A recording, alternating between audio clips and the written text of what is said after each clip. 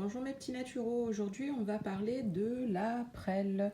La prêle en fait c'est une plante que je conseille beaucoup pour son effet reminéralisant, c'est-à-dire qu'elle contient énormément d'oligo-éléments et notamment de la silice, ce qui va aider quand vous avez des fractures ou des problèmes osseux, articulaires, des inflammations.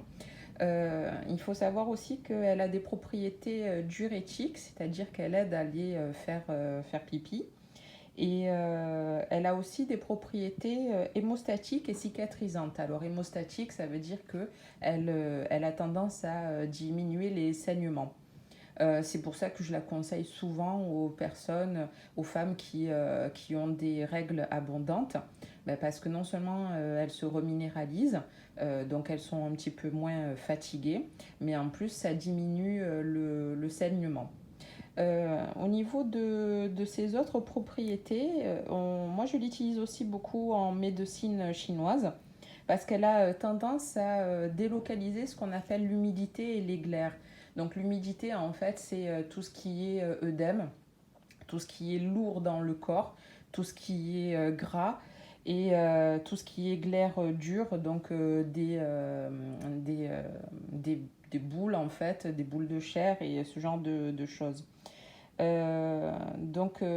y a aussi une chose à savoir, c'est que je conseille aussi la prêle pour toutes les personnes qui ont des épines calcanéennes.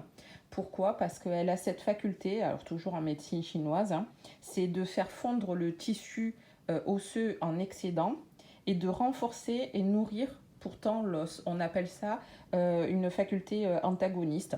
Donc elle est capable de l'un et de l'autre. Donc en fait, le corps lui-même va utiliser la prêle pour enlever ce qui est en trop et renforcer ce qui a besoin de l'être.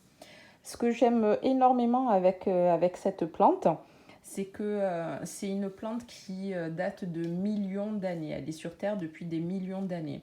Et comme toute plante de ce type, elle aura tendance à encore mieux soigner tout ce qui est maladie chronique, donc qui veut dire que ça fait longtemps que vous souffrez de cette maladie et qu'elle a tendance à revenir régulièrement.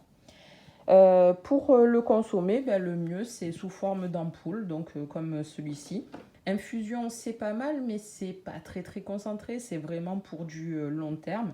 Mais quand vous avez envie de taper vite et fort, au début, commencez avec des ampoules de ce type.